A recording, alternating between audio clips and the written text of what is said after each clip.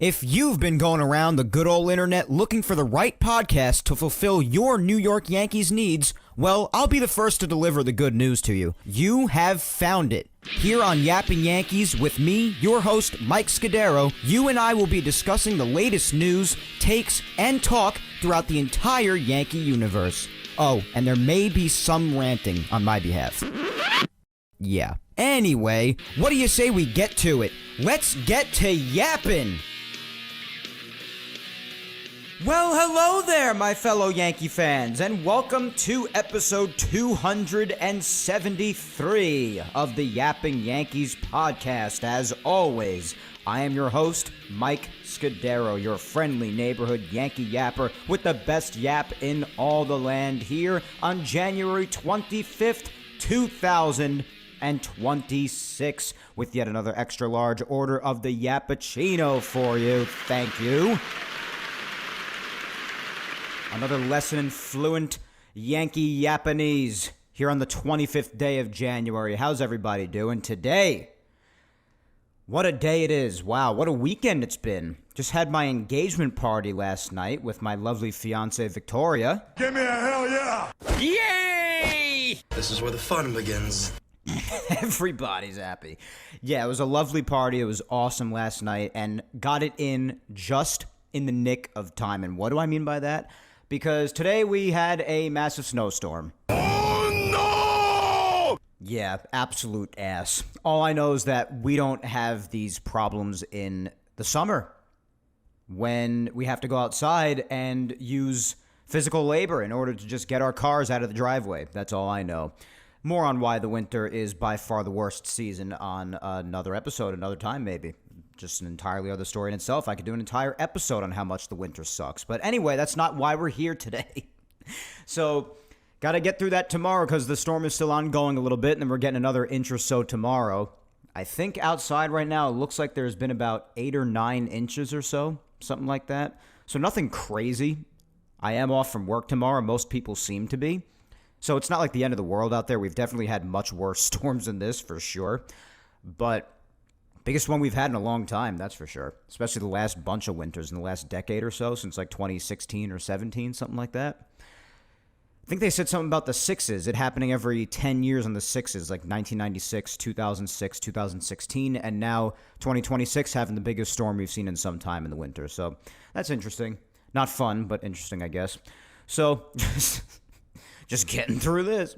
But the engagement party was great. Snow sucks. Winter sucks ass. It's awful. Nobody likes it, at least no one with a brain. But regardless, from that to realizing that we're in the final 3 of these Yapping Yankees episodes of this traditional pre-tape podcast format, so much going on lately. And then, of course, you have the obvious elephant in the room that spring training, at least reporting for it for pitchers and catchers, is just like a couple of weeks away. Like, when the hell did that happen? I don't know. It's actually nuts. Oh my gosh, it's February in a week. Like, what the hell? I don't know. Your guess is as good as mine. I just have no concept of time as it is, and then every single time I sit back down in front of this microphone to talk to you, to yap with you, I'm like, okay, now it's almost February. Can we slow down a little bit? Oh my gosh, before you know it, my friggin' wedding's gonna be here before we know it. That's not for another 15 months, but blink. Yep, April of 2027. So, yeah, it's going quick. It's going very, very fast, as everything does. But yes, this is the third to last Yapping Yankees episode of this format, I should say. Not last piece of my content, because I have spoken about alluding to going to live streaming once this is done. It's just, as much as I like to do this, it's just time is becoming more and more strapped as time continues on, guys, and my life moves forward, and it's just become a little bit of an inconvenience for me some weekends to do this on a Sunday, especially a Sunday night like I've done for 7 years now, which is insane to think about. Now that it's 2026, 7 years I've been doing this. This would be my 8th season of coverage on this podcast. So, like I said, we've been through it all together, and we've been through a lot. We've seen a lot. We've talked about a lot. We've yapped about a lot. And there's nothing to regret or be upset about as far as I'm concerned, especially because my content's planning on continuing once this is done with. But Yeah, after this, a couple of more episodes since 275, just as a reminder, is going to be the last one before I transition over to sort of a live streaming format from this traditional pre-taped podcasting format that I've done for the last 7 years now. It's going to be fun. I have been mulling over still where I'm going to be streaming from. I think I made a final decision. I think it's going to be YouTube. A surprise, to be sure, but a welcome one. Thanks, Palpatine. So, yeah, I basically decided YouTube because it's just a very universal platform that basically anybody has access to, especially if you have a YouTube account. And I was thinking of doing Twitter because Twitter is where I have my biggest following. I have multiple thousands and thousands of people on there, so it would definitely reach quite an audience. I could always promote it on there, so that's not a problem. I could always promote anything on YouTube on there, so that's why YouTube's also a viable option. But Twitter also, I know that anybody who doesn't have Twitter, unless they make an account, they would have a tough time accessing it. So it's just, YouTube seems like the overall safer and better option. And who knows, if the live streaming thing really takes off and I could end up doing a lot more with it and learning more about it, because as of right now, I don't know too much about live streaming and the live streaming scene and what really goes into it, what the possibilities are. The little nooks and crannies about it, I'm not too familiar with it yet, at least not until I delve into it. And I prefer to learn things just as you do it. That's how I usually learn things best, I've found, rather than like reading a book or reading a guide or even getting advice from people, which I always cherish that and I always value that. I always ask for advice and wisdom no matter what the subject, but I usually learn best, I find, as I do something. And, you know, trial and error is a good way to learn something. Failure is a part of life, and even though it's tough for me to digest sometimes because I am a bit of a perfectionist with some things, and I get really hard on myself when I make mistakes, but then ultimately at the end I always just realize, listen, making mistakes is part of learning, so just got to do it. So as I do live streaming, I'll learn more about it, and if it can expand and I can do to more than one platform, maybe separately or even at the same time simultaneously, then I'll learn how to do that, and it'll continue to evolve, and you'll be along the way with me, so I'll keep you updated on that path while I'm doing it. So I figured that's the best way to go about it, but for starters, I did want to let you know that it would be on YouTube. And I'm thinking of keeping my channel name the same, just Yapping Yankees for now, and you'll see my profile picture there and everything and know that it's me, and you'll see I'm keeping the Yapping Yankees episodes up there. I'm not doing anything with them, so even if you need to use the Yapping Yankees episodes as sort of a guide as to what channel's the right one, they'll be there for you. So those aren't going anywhere. I would never delete these episodes. Almost 300 episodes over 7 years worth of work and content that I'm very happy with and proud of how it's grown, how it's continued, and all of the people that have come throughout and just given their honest opinions about it, all the great feedback I've gotten over the years, and there's no way I would ever get rid of these episodes. So, and I want to keep these for, you know, who knows if I have a family someday. Maybe I have my kids listen to it, my grandkids listen to it, just sort of like a memory for them to look back on, be like, oh my God, that's our dad, that's our grandfather, that's our great-grandfather talking about the Yankees like 80 years ago. How friggin' crazy is that? In like 2100, the year 2100. So, I don't know, it's just really cool. Those are the cool things that technology grants us nowadays that you think about in the future, be like, oh my God, you know, the future generations, they could really find this and it'd be amazing. Because I'm pretty sure we wish we had some of that with some of our own ancestors, like pieces of tape or physical items that act as things to remember them by. Maybe it's sort of like mementos, for instance. So this could be that. And plus, I'm proud of the work. So it's not going anywhere. So I'm going to keep the channel the same, and I'm going to live stream from the same channel where I uploaded Yapping Yankees to the last 7 years or so. So none of that's going to be different. So it'll be easy to find. I'll be linking it and promoting it on my socials, so that'll make that much easier as well. So there'll be a lot of different avenues to just keep track, and plus just keep track of my socials, and I'll keep you updated as to when the first live stream is going to be. I'm probably going to try to do it weekly because of how much easier it is. Like, I'll probably just go live for an hour, just hang out and chat for a while, and then just call it a day. And there's no, like, post-production work that goes down, like, with this sort of podcasting format. And yeah, it's promoting afterwards, and you can cut up some clips and promote it that way. So there's ways you can make more work for yourself in that sense, too. But I'm going to keep it bare minimum, see where it goes, and then keep on building it and see what direction it takes me. There's no pressure. This is just a fun little thing on the side that I do. I don't get paid to do it, and I'm fine to not get paid to do it. I don't do it for money. I do it for fun. So wherever it goes, man. You do it for the content. You do it because it's something that you enjoy talking about. I don't chase money. I would love it if it comes to me. Who wouldn't? Nobody's going to turn that down. Nobody in their right mind. But the fundamental baseline motivation behind it has got to be because you love the work and you love what you're talking about and you enjoy doing it. And usually, when you do that, the money has a way of finding you rather than you trying to find the money. So if anybody was looking for a philosopher Mike today, well, there he is. He made an appearance. I hope you're happy. So that'll be the deal going forward with the live streaming. It is going to probably start at least maybe 3 or 4 weeks after episode 275 of Yapping Yankees. It's not going to be an immediate jump. I am going to take a little bit of a breather, and I am preparing more intensely from this point, especially now that my engagement party's passed, to really just grind down on my studies to take the Series 7 for a third damn time. Freaking Tess is my mortal enemy. But so I'm going to have a little bit of less time while I'm doing that. And so it's coming at a good time that this format of Yapping Yankees is coming to an end and live streaming is going to take over in the coming weeks. So we'll see what happens, but that's just more details on the plan. It is going to be from YouTube, the live streaming as of now. And also as of now, it's going to be from the same channel where I upload Yapping Yankees, just as sort of a guide and not to confuse anybody.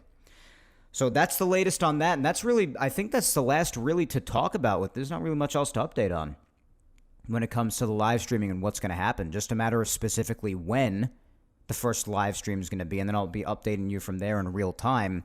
But I'll give you those updates on social media. So Facebook fan page, Mike Scudero, NY. My Twitter or X, now that's where I am the most active, so especially for in real-time updates, just live updates, that's definitely the best place to follow me. So my Twitter or X is at Mike Scudero. I'll definitely be posting up-to-the-minute updates on there. And also on my Instagram, particularly my stories. I'll post updates on there occasionally. Mike Scuds97 is my Instagram handle. So just so you guys know. All right, so that's the deal with that. But it's just crazy to know that this is the third to last episode of this traditional podcasting format. We're going to have a good time today like we always do, my friends. And we do have, my God, do we have a lot to talk about today. Where do I even begin? Yeah, it's a lot. Lot to do. So I guess I'll start here because I guess this is what most people are waiting to hear me talk about. And it is the biggest thing by far that has happened in this dreadful, honestly unacceptable Yankees offseason. And that is that 4 days ago, on January the 21st, Cody Bellinger finally put an end to the charade. Especially after the news that Luis Robert went to the Mets in that trade, and the Mets were apparently one of the teams in on Bellinger apparently for weeks now. People were talking about that. It was almost becoming another Yankees versus Mets thing when it comes to facing off to getting a player. And yeah, those head-to-head matchups for a player have just gone wonderfully for the Yankees the last couple of years, haven't they? Yeah, you're not kidding. Well, if it was a head-to-head matchup this time, the Yankees did manage to take a W on this one for once in their lives the last couple of years. But the Yankees did get Bellinger back finally. For weeks now, they finally signed him to a 5-year, $162.5 million contract pending a physical.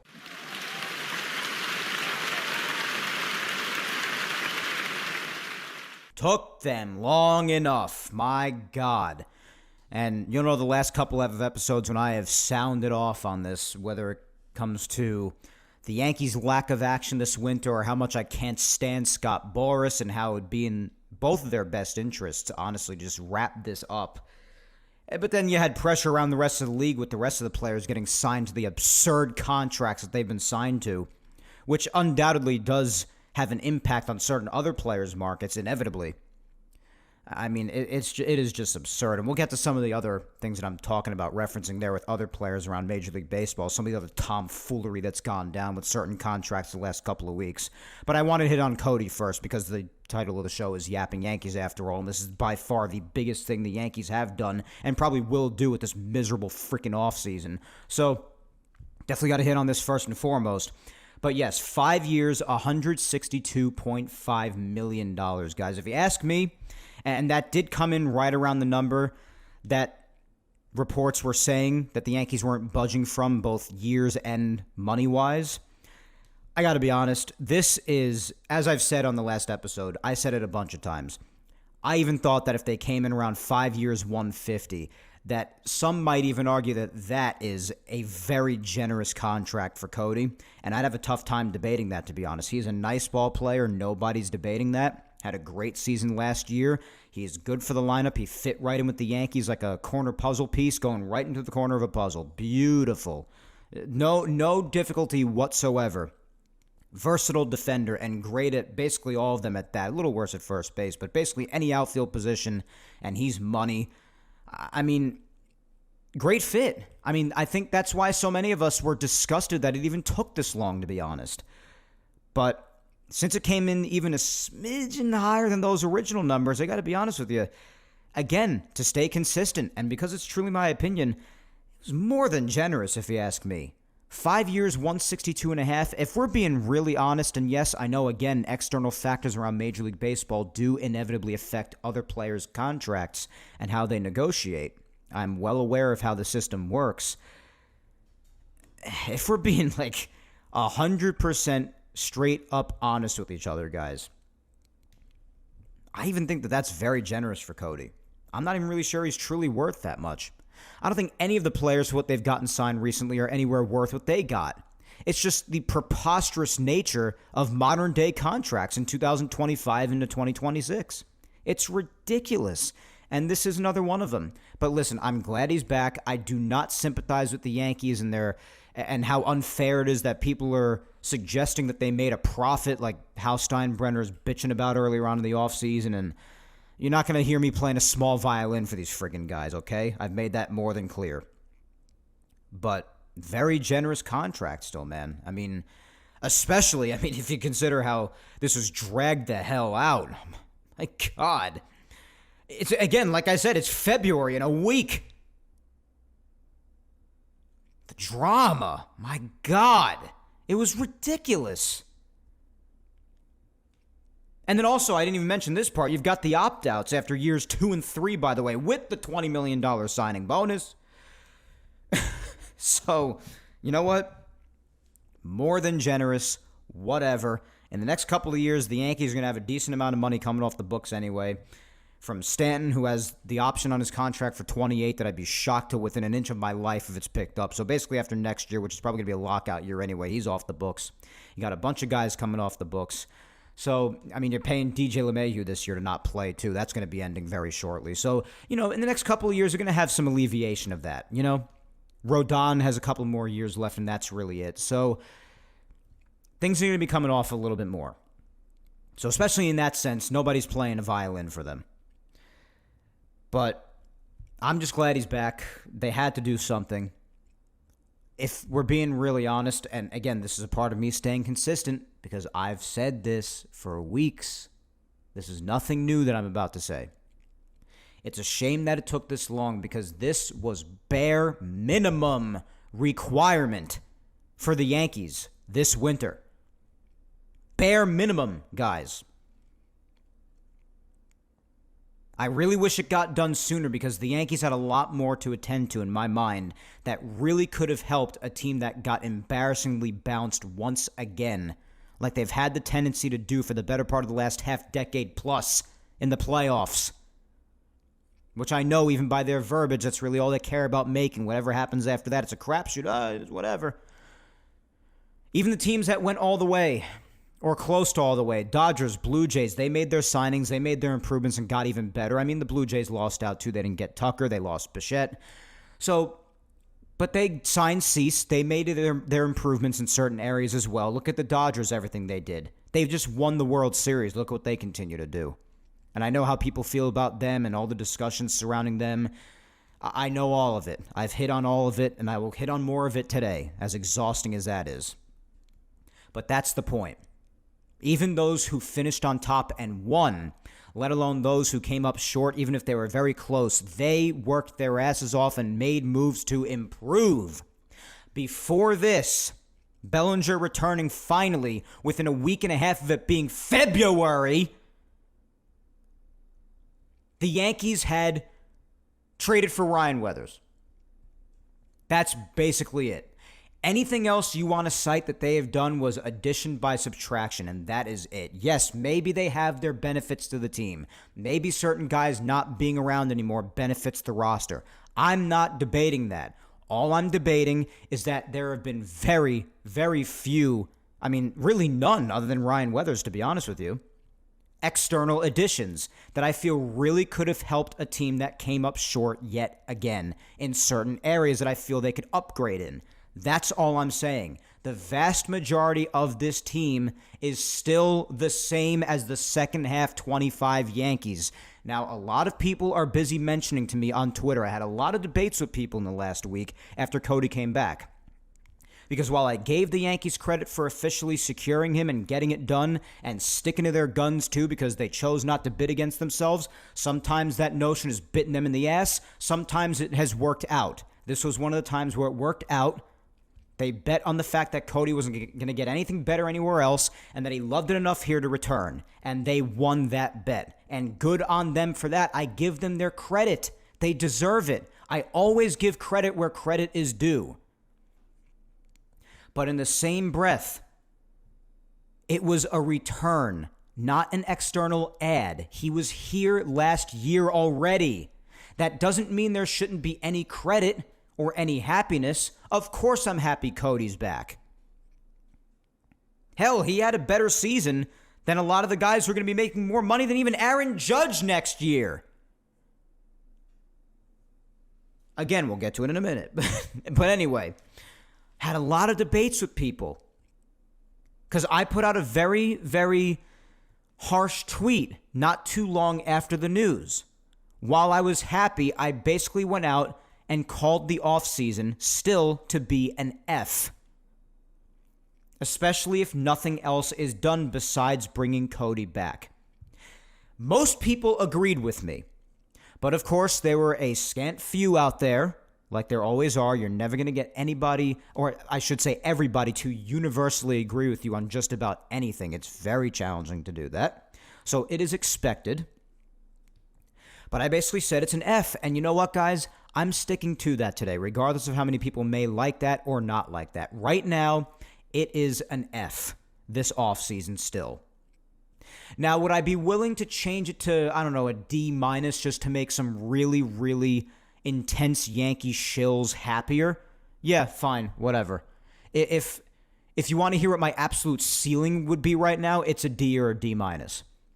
But just for my true, honest, and blunt opinion, I'm still saying F. Because I judge an offseason based off of ads. What could help the team be even better and improve where they are coming up short at? Pieces that were not a part of the team last year that played a part in the ultimate downfall. The main argument that I constantly see, and a reminder to me as if I didn't already know, I've acknowledged it many times and I knew it would be used once again. The Yankees had the top offense in 2025. Yes, they might have. It is completely true. Nobody's debating that. I'm not going to sit here and blatantly lie to you. The Yankees did have the best offense around. But what I counter with, which often gets people very quiet because they don't know what to answer back with, how did that end? The same way it always does. On the biggest stage, when it actually matters, the postseason stage, they died. In 2025, everyone not named Aaron Judge, basically, a little bit of Ryan McMahon too, strangely enough, died. They disappeared. And even Aaron Judge was a pleasant surprise because for the last handful of postseasons, we know what he's done. But 2025, that was not the case. He came out there and kicked ass. Went unfortunately the other way for certain guys as well. Things you did not expect from certain guys. Nobody expected Trent Grisham to die as hard as he did. Maybe some did because he's never been the greatest hitter.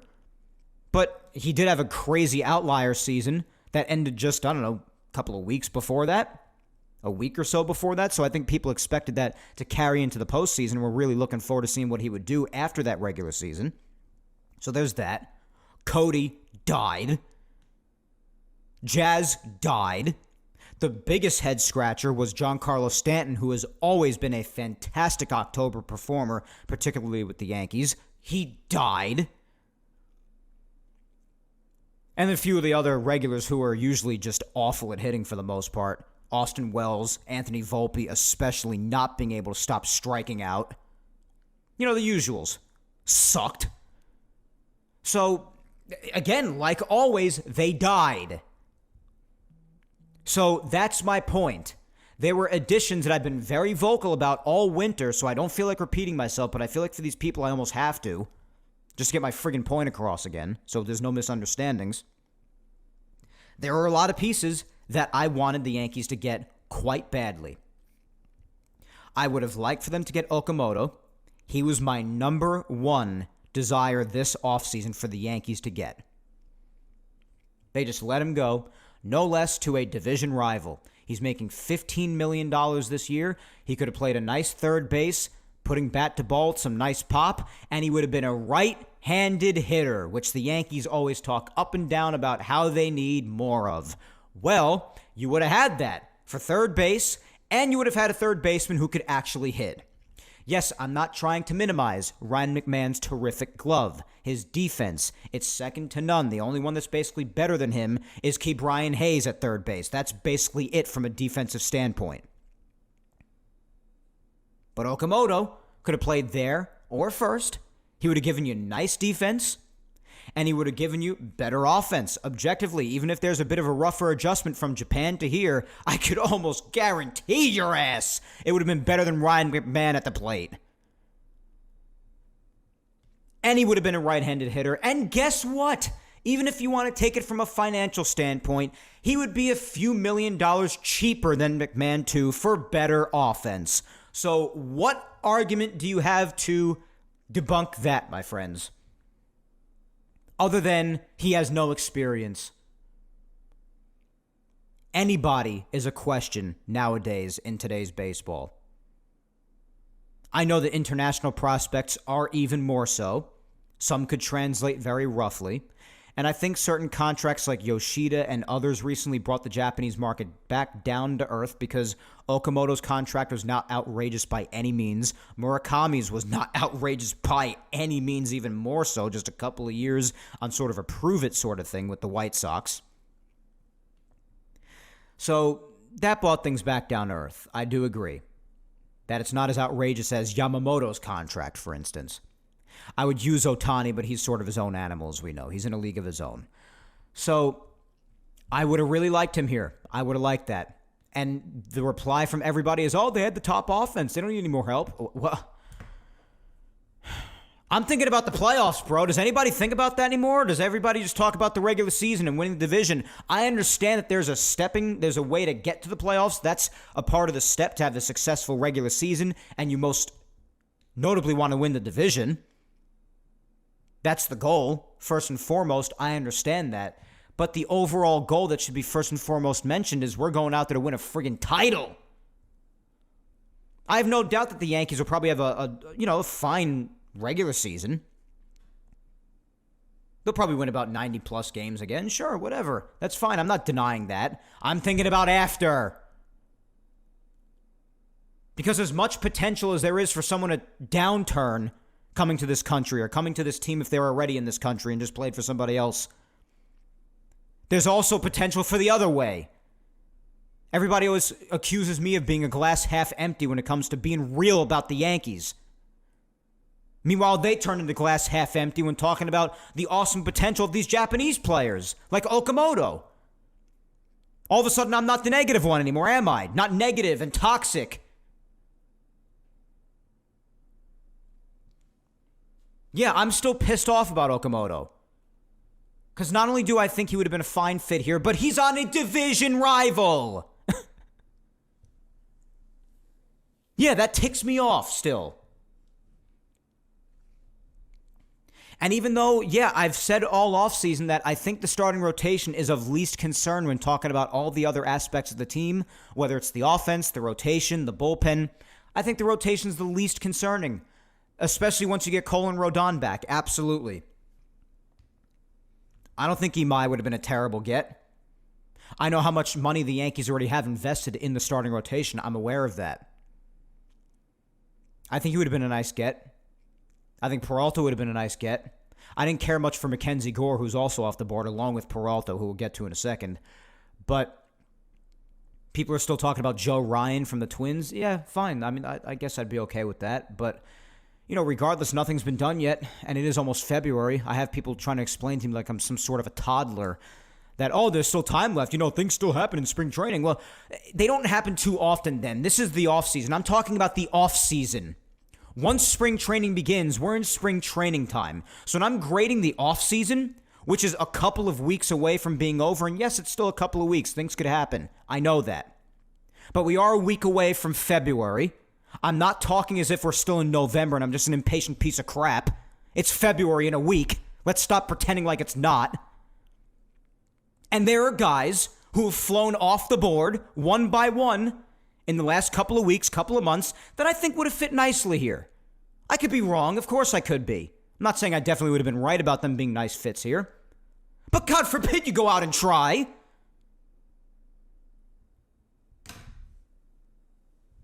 I mean, damn, bro. Like, why are people not understanding that basic sentiment?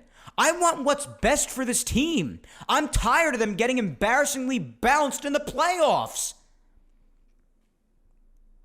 And no matter how you spin it, yes, I'm glad Cody's back. I don't want this to be like a segment of, I'm just only miserable about the Yankees. No, two things can be true at the same time. I'm happy Cody's back, but I'm also acknowledging the objective truth that this is mostly the same team heading into this season as we had in late 25. It's the truth. Prove me wrong. In some ways, it's even worse. Because if you really want to get down to the nitty-gritty of it, you have less pieces in the back end of the bullpen. Yeah, were some of those pieces a hindrance? Well, yeah, that's where what I said before comes into play. They have had cases of addition by subtraction. Devin Williams being gone, even though he finished the season and went into the playoffs much better. Yes, he did. Luke Weaver, post-injury last year. That's definitely good to let that go. So the Mets basically have the Yankees' earlier part of 25 back end of the bullpen. That is true. We've spoken about that. But that's no longer the Yankees' problem. They do still have good guys in the back end of that bullpen. Tim Hill, Fernando Cruz, they're still around. David Bednar is still around. And if Camilo Duvall, like I've said, people are not mentioning that as much as they should, but could be a big X factor for the back end of that bullpen. If he suddenly remembers how to be a half-decent pitcher the way he was in San Francisco, that could be another big back-end arm. So that's four guys, not the worst, but they could still use a couple of relievers out there. But again, still mostly the same guys. They got Blackburn, Yarbrough back, a lot of guys who could fill in at the back end of the rotation while they need it until guys come back and they could transition to long relief in the bullpen. Again, guys that were on the team in 25. And that's basically it for the bullpen, more or less, if not for just some smaller names. I mean, Ryan Weathers going to be helping out in the rotation as well, and we'll talk about him shortly because I haven't really gone in on him yet. But he'll help out in the rotation while they need it in the earlier part of the season, and then he'll probably help out a little bit in the bullpen as well. So that's really the one difference for pitching. As of right now, otherwise, it's the same, guys.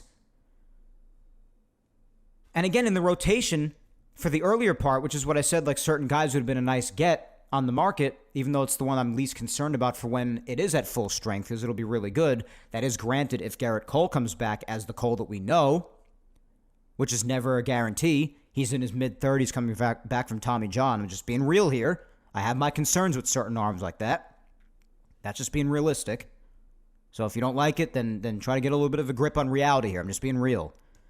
So there's that. But if you look at the rest of the rotation, right now it's going to start with basically Fried, Schlittler, Luis Heel, then maybe, I don't know, Ryan Weathers and Will Warren, perhaps, or maybe Ryan Yarbrough, or I don't know. The beginning of the season might be a little weird with the starting rotation. Now, Fried and Schlittler at the top, awesome. Yeah, I'm thrilled they'll be back, and no complaints there. But again, they were both here last year, so there's no external change there. Not that there has to be. I'm fine with those two. But beyond that, especially for the beginning part, it gets a little hairy, and you're without Rodon for at least a little while. And Rodon did post an update today. Actually, I want to be clear about this. I don't want to hide any information. Never do.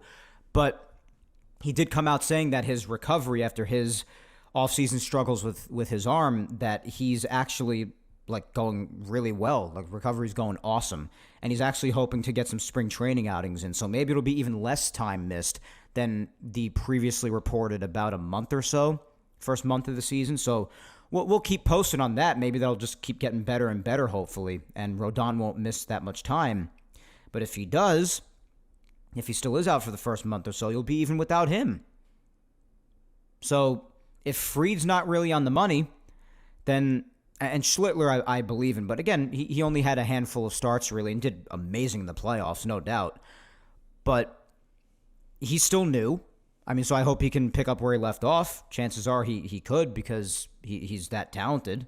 I'm sure people have watched film of him over the offseason and be a little bit more adjusted to him this year. That's just how it goes. But, I mean, beyond that, it's so for that first month, that's what I mean. So it couldn't hurt to get somebody else. But once it's back at full strength, then you'll have, Cole, Fried, Rodon, Schlittler, and then maybe a number 5 could be, I don't know, Luis Heel. Or maybe if you get somebody else, if you were to get like a Joe Ryan, or there's really nobody else much left really worth talking about, to be honest, at this point. But then maybe Will Warren could be 5, or if Heel's still around. Now, granted, people were mostly expecting that with Freddie Peralta, who we'll also get to in just a little bit. They're expecting Heel to go in a trade package, perhaps, but that did not go down. So, but something could still happen if a trade happens somewhere. So this is just if nothing happens in a trade for one of these guys to go in it. But then maybe Heel could be 5, and that's a banging rotation. That's really good. And if you can maybe get Cole back by Memorial Day, then you could stick that out for a little bit. So again, the rotation could be a little hairy at the beginning, but the team has worse problems than the rotation.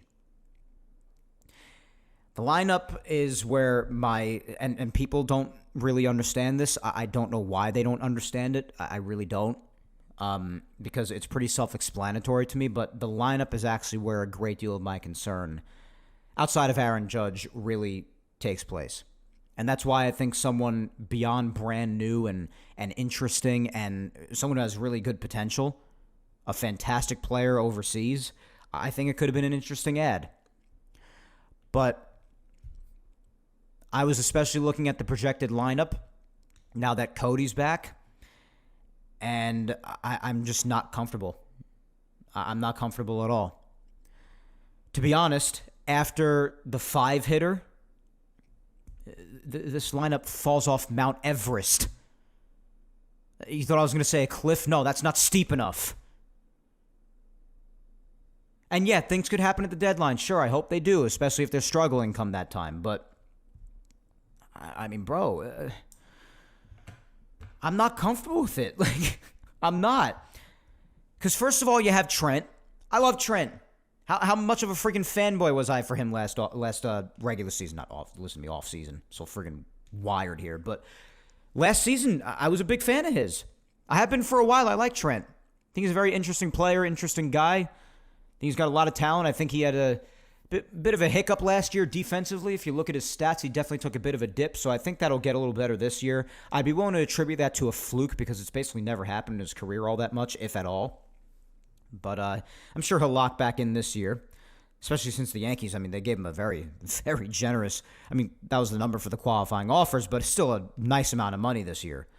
So hopefully he goes out there and fixes the defense. But, I mean, even offensively, though, man, I mean, that was beyond an outlier last year. No matter how much I love Trent or anybody loves Trent, just factually and statistically, you got to admit that was beyond an outlier. I think it's a little irresponsible. Yeah, hopeful and supportive fan, yeah, absolutely. But it's a little bold to expect and assume that he's going to do anything remotely close to that. He had around 35 home runs. I mean, he doubled his previous highs in certain areas offensively. To expect that, again, it's nerve-wracking. Yeah, the average floats around what it was a lot of times. Even some of the other seasons, I mean, it's better than those. This was his third best average in his career. He's been playing 7 years, so not bad at all. And it's the highest OPS he's ever had in his career last year, and he doubled his previous single-season high in homers. Doubled! He had 12 more RBIs in a season that he ever had in a single season before. He had 62 for the most he's ever had in a year in 2021. Now he had 74 in 25. I mean, the increase in the numbers was insane. He had 82 walks this year even. So he had a remarkable year, by far the best of his career. To bank on it to that degree again. And honestly, even though, again, I'm thrilled he's back, do not misunderstand me. I'm thrilled he's back. Cody has been inconsistent in his career. Now that he got himself quite a bag, is he going to have the season he had last year? Had a nice season with the Yankees last year. 29 homers, 98 RBIs, batting average in the 270s. OPS well into the 800s. He's as fast as he is. He's as versatile as he is. He's as skilled defensively as he is. I don't know, man. I mean, could that inconsistency kick in at some point? This is not being negative. It's mentioning things that have reasonably and factually happened in the past and saying that they are simple possibilities and just being wary of them. That's all. No need to bite mine or anybody else's head off over it. Just being honest. I'm not saying anything that isn't true. And if you think it is false, then go hit up Fangraphs or Baseball Reference and teach yourself something. Learn something today. We learn something new every day. Let that be the something that you learned today. Judge, I mean, as long as he's healthy, he's going to do fine. Who the hell are we kidding? I really... It just haunted me to think about a Yankee lineup, especially even without Cody, because even though my reasonable fears are here with the team, with the lineup or otherwise, I mean, it's no secret they would have been that much worse without him. And Aaron Judge truly would have been walked 10,000 times this year. It just would have been ridiculous. I still don't think he has necessarily the best of protection, but he definitely has at least a little bit more with Cody. That's undeniable. But especially, could you imagine without it? I think Judge would have about 700 plate appearances and about 300 at-bats this year. Oh, gotta be a mess. But I mean, yeah. I mean, so as long as he's healthy, that's fine. Stanton, he's probably gonna miss some time, so you got to account for that. And Jazz offense is really the main reason that I am happy to keep Jazz. He's fine defensively, except for every once in a while he does some weird crap and pisses me off, and does some weird stuff on the bases, and he gets a little cringe off the field at some of the things he says and does. Yeah, I get that. Other times I think he's horribly amusing, and I like the guy a lot. And listen, as far as offensive production, especially for second baseman, you gotta admit that other than like Ketel Marte, you're not getting much better. But again, there's another reasonable thing to say here. Are you heavily relying on him to replicate, or at least closely replicate, a 31-31 season last year? 31 stolen bases, 31 homers for a second baseman. I don't know, man. And then after that, guys, it just majorly it falls off a cliff. It falls off a cliff. You also have Ben Rice. Ben Rice is terrific. He'll be there too. So I guess it's really 7, 8, 9. And I know that not every lineup slot and position can be a superstar. I understand that. I'm just asking for the other positions to be serviceable. That's all. I'm not asking for the world here. These are the New York Yankees, in case we've forgotten. So I think it's fair to request that even the positions that aren't the strongest, with the players that aren't the most talented or the best on the team necessarily. I'm not asking for the best in those positions. The best will do their job. They'll carry the load. But when I'm asking for the ones that aren't on that echelon, be serviceable. Be able to contribute in some way. I get that McMahon will contribute with his glove, but part of baseball is hitting too, guys. That's why I'm saying at least serviceable. Ryan McMahon with the bat is not serviceable. He's dreadful. Between him, Volpe when he returns, and I love Caballero. I think he's horribly amusing. I like him, personally, as a dude. I think he's very fun. I like his attitude. But is he going to tear the cover off the ball? Not by any means. No, he won't. And is he going to be sat down when Volpe's ready, as a report just confirmed the other day? Yeah, he probably will be, which is just not freaking right in the least. I was about to say another F word. I'd held myself back. But, I mean, either way, you're not going to get a killing offensively out of that. Not even really a serviceable contribution. I mean, hopefully Caballero will be serviceable. If he is, then I'll shut my big mouth. With these concerns, I want my mouth to be shut. But as of right now, before the season begins, these are concerns. And I don't think it's the wrong thing to at least raise them. That's why we talk about them in the first place, right? That's why we talk about the Yankees. We yap about the Yankees. These are thoughts on mine and a lot of other people's minds, whether we like it or not. So you have shortstop and then third base. So especially offensively, the left side of the infield, just dreadful.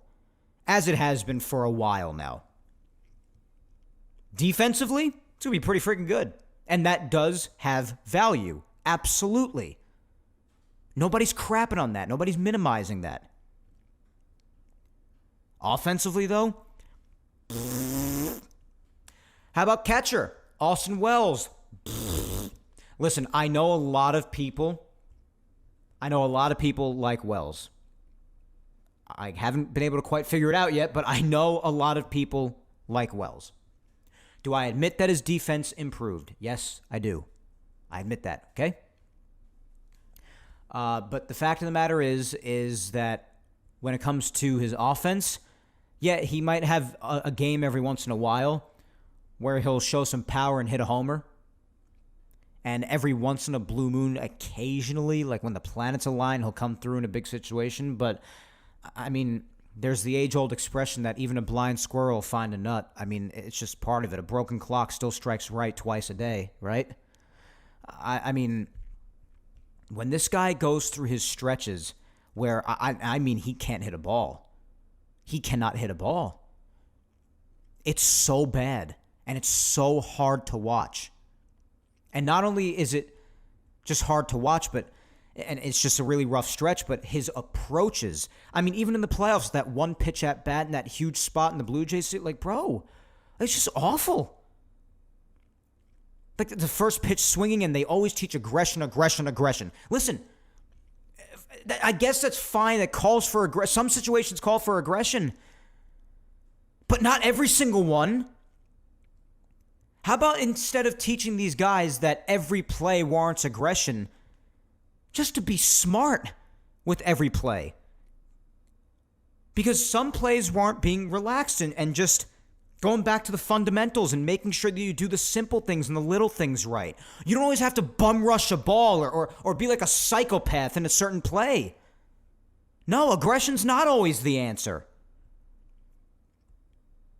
And that's where I start to blame the Yankees and their coaching staff and how they're flawed in those areas.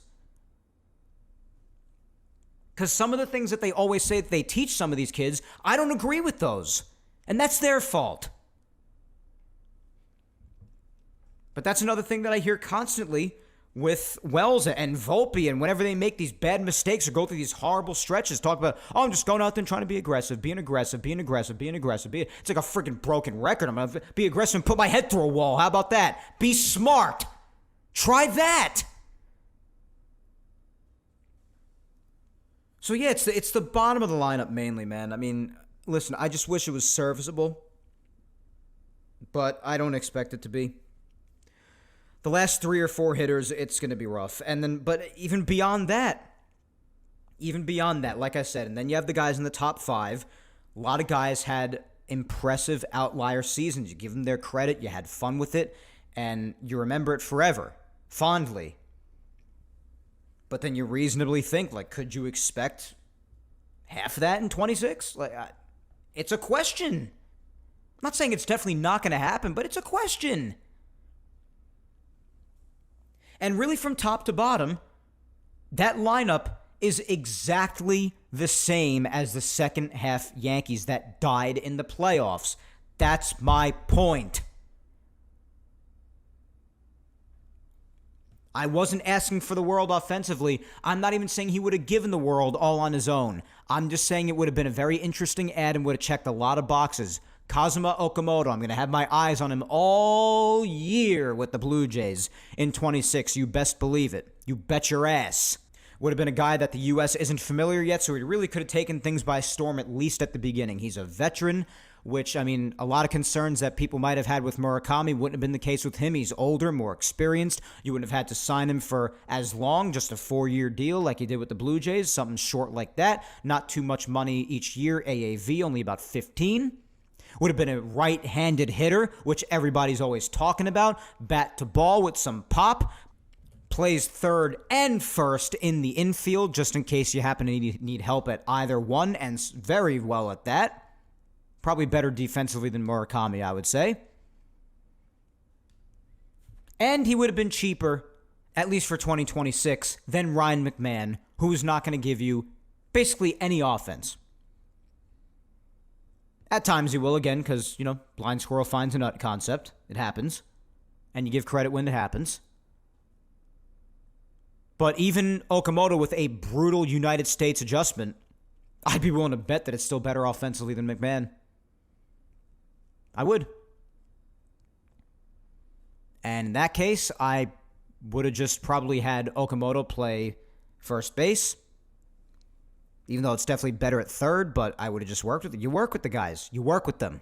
It's a thing that you could do, They're professional athletes. They could do it. Especially because it's on his player profile. He's played first. He can do it.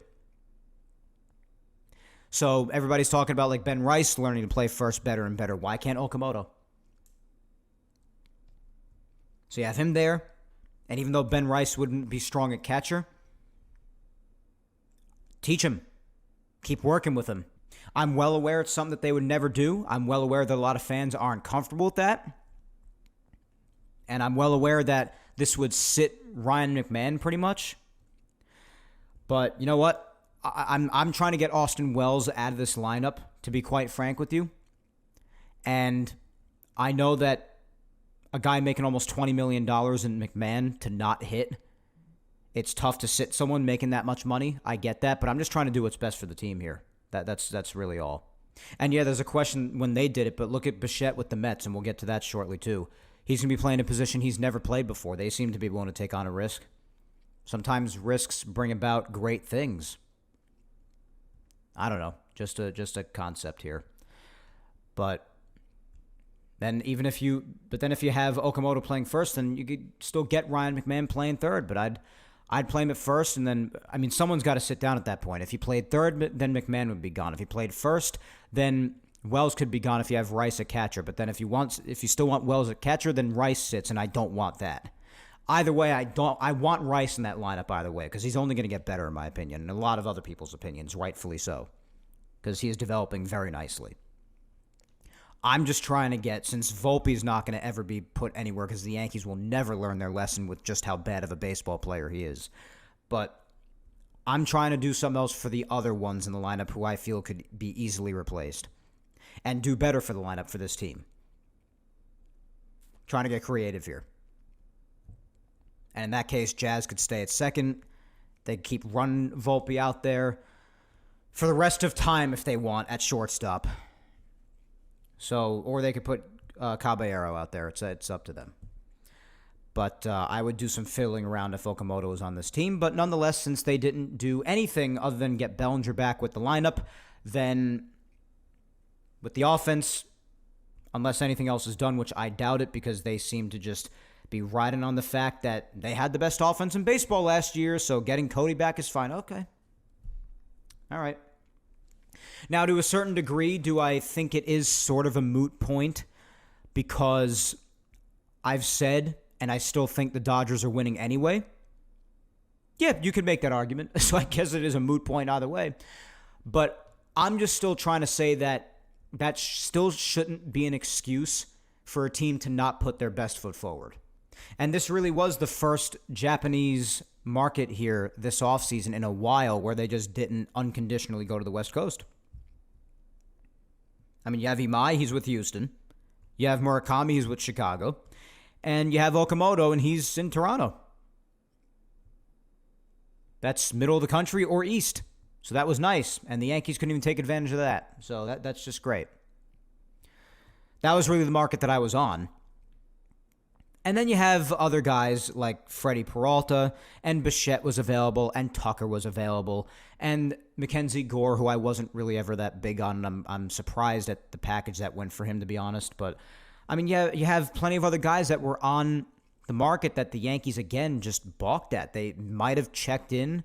I came very close to muting those two words on Twitter, check in, because if I heard about the Yankees checking in but not doing a damn thing about one other single player, I was going to have a conniption.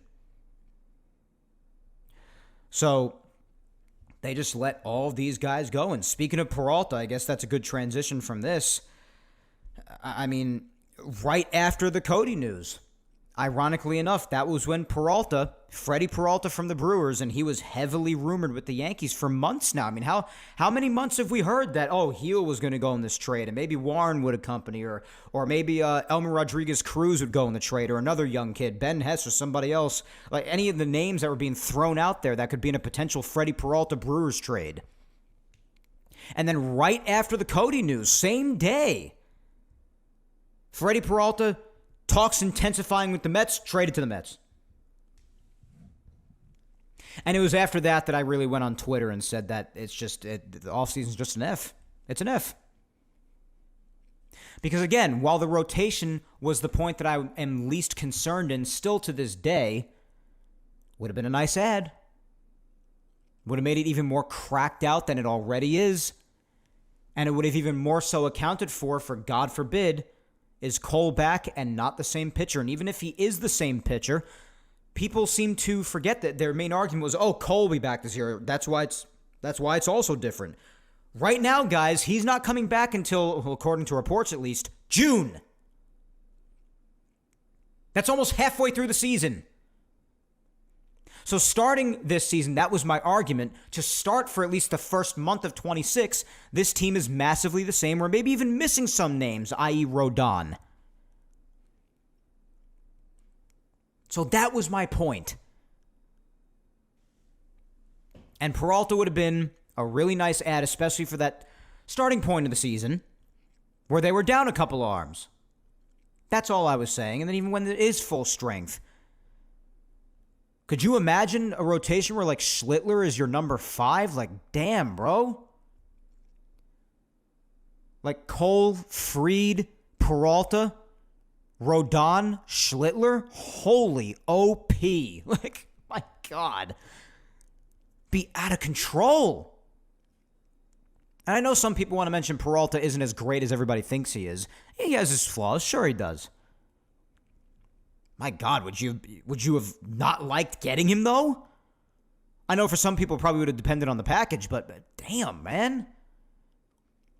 And some big guys ended up going back in the Peralta and Mets trade.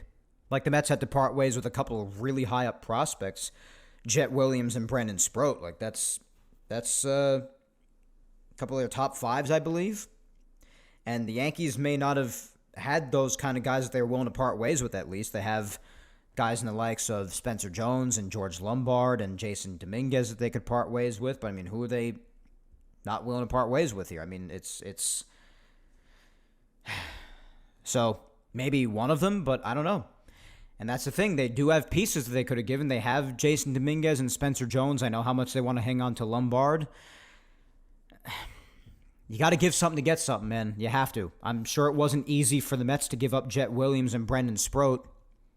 I mean, all anybody talks about the Mets these days are the young pitchers, McLean, Tung, Sproat, all these promising young arms that they have. And Sproat was one of those guys, and he's gone. You got to give something to get something. And especially in the case of like Dominguez and Spencer Jones, I'll try to make this quick to not make it much of an offense issue again. But let's not forget, please don't forget, that Dominguez and Jones are also pieces of this team that people are wondering about for 26 and beyond. Now that Cody's back, I know there will be days where someone's got to sit and they might rotate around again. But again, the logjam crap. Again, the flaw of Brian Cashman rosters that I have been bitching about for years.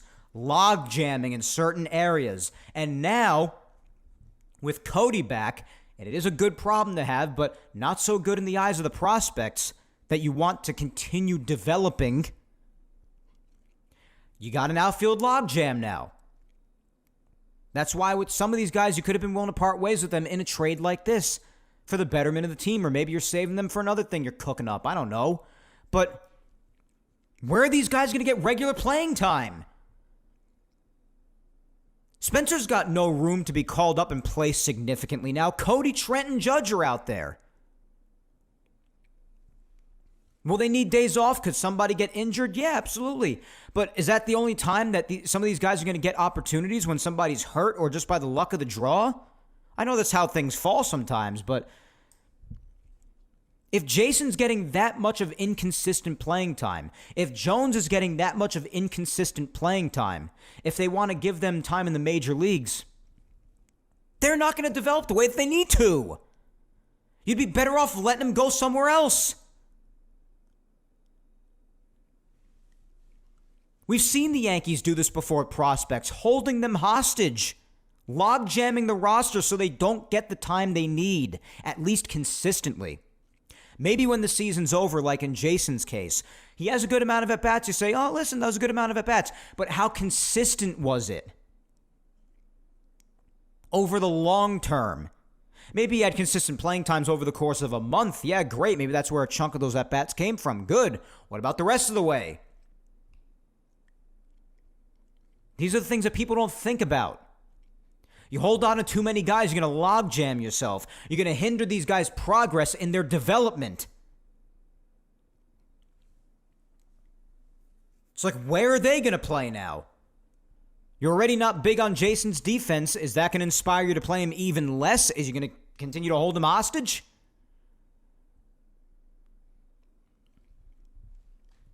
It's weird, man. I don't know. So I'm kind of surprised. I mean, maybe they tried to push at least one of those names in a potential Peralta trade and it just didn't happen. Maybe they wanted more that the Yankees weren't willing to part ways with. I know a lot of teams are highly interested in Ben Rice. His name's been thrown out there a lot. I know that the Yankees, for some reason, I don't know, if the Peralta price was too steep in a trade, I don't know what even compelled them to pick up the phone for Skubal with the Tigers, because apparently they checked in on him too, and they wanted like Cam Schlittler and Ben Rice and George Lombard and Spencer Jones, like all these, the biggest Yankee names thrown out there, and the Yankees are like, oh, no thanks, they balked at it. What'd you even make the call? If you weren't ready to deal for Peralta, what made you think you were going to be willing to deal the pieces the Tigers going to ask for with Skubal, the Cy Young, who's going to sign a ridiculous contract one of these years? So that's just a lot of thoughts floating around in my mind, guys. Maybe it was steep because, Williams and Sproat was a steep price, but it was just really, again, like a kick in the face to come right after the Cody news, the Peralta news. So yeah, that was the deal with that. So Peralta was then off the board. And then as far as the other Yankee targets are concerned, let's go back in time just a smidgen before we get back to real time here, just about things more recent. But there were rumors swirling at some point about Bichette and Tucker and all these other names we've been talking months about. And could the Yankees pivot there, especially amidst news weeks ago of the Yankees and Cody Bellinger talks really souring and hitting a stalemate? Well, on the 15th, the Dodgers got Kyle Tucker. Screw you. Oh, my gosh. And get this. Not only had it ever just never been more over before it even begun before something like this was announced, but they signed him. Guys, they signed him to a 4-year, $240 million payroll. Now, they have plenty of money deferred, as they always do. That's their best strategy the last handful of years, so that's not a surprise. But the insane part is that, like, when you think about it, especially before you account for the deferred money, AAV on that off rip is $60 million a year. That is $20 million more than what the best hitter on the planet, Aaron James Judge, is making next year. Holy crap! Wait, hold on, Frank Barone. Wait, I'm going to sound like like an advertisement now. But that's not all.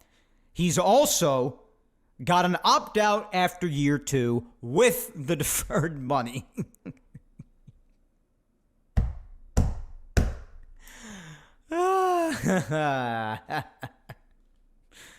About $30 million of that money deferred. Yeah.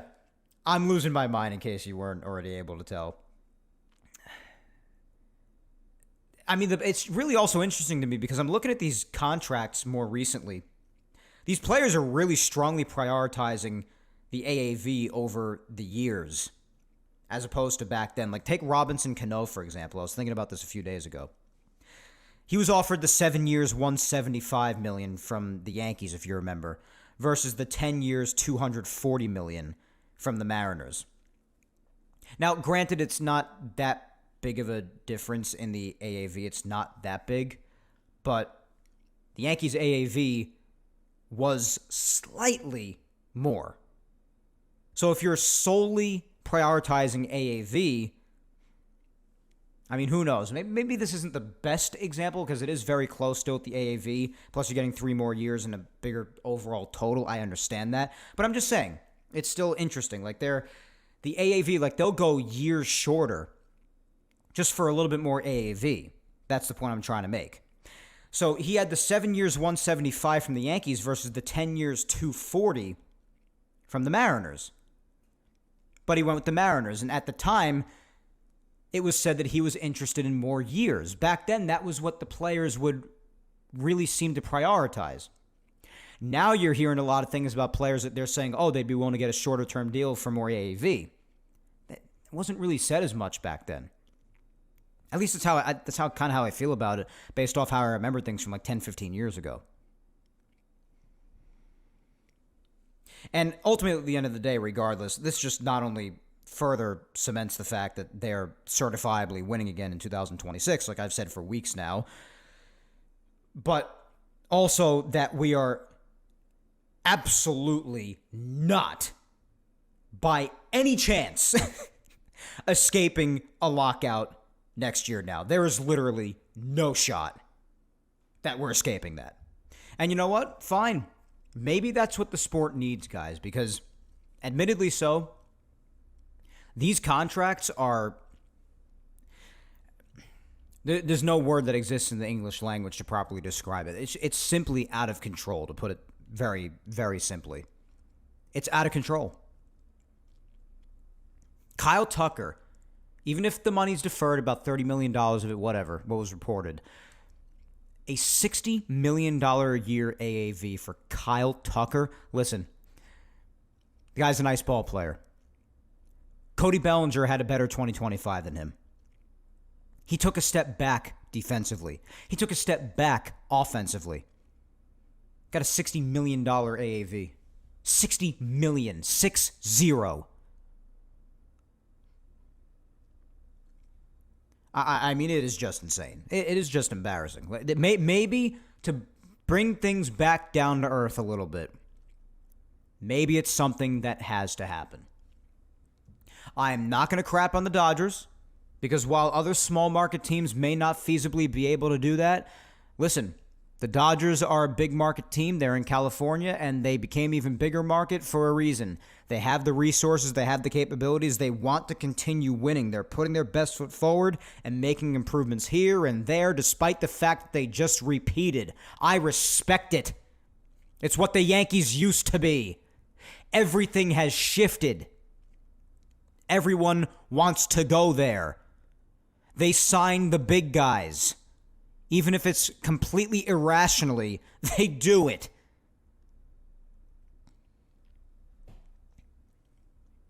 I'm not about to take a crap on an organization for simply wanting to be the best. Now, if the league's got to come up with some sort of a solution to help level the playing field a little bit in that regard, then fine, whatever. If it helps to get the contracts and the wildness around the league a little bit more under control, maybe I'd be in favor of it. I would have to see how it shakes out and what they come up with. If they're going to introduce a salary cap, I think there needs to be a salary floor as well. I've made that very clear. I've said that for probably over a year now. Ever since really the CBA discussions started to begin in anticipation of next year, I have voiced that I believe that the small market teams, while I know that they can't do things on the level of the Dodgers or the Mets or the Yankees or any of the really big market teams, I understand that, they should have to spend at least a certain amount of money to at least be half competent and not just solely act as a farm system for the big market teams anymore.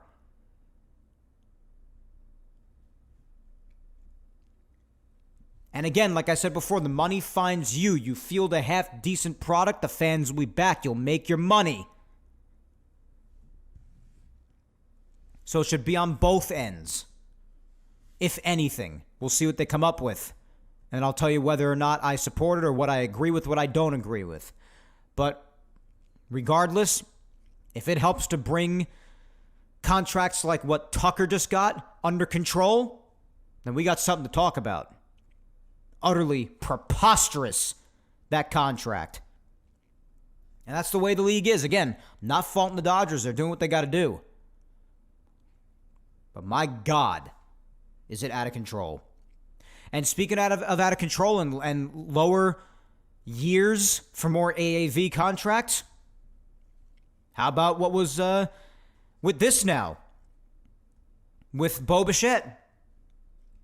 I mentioned it briefly before. He's a Met now.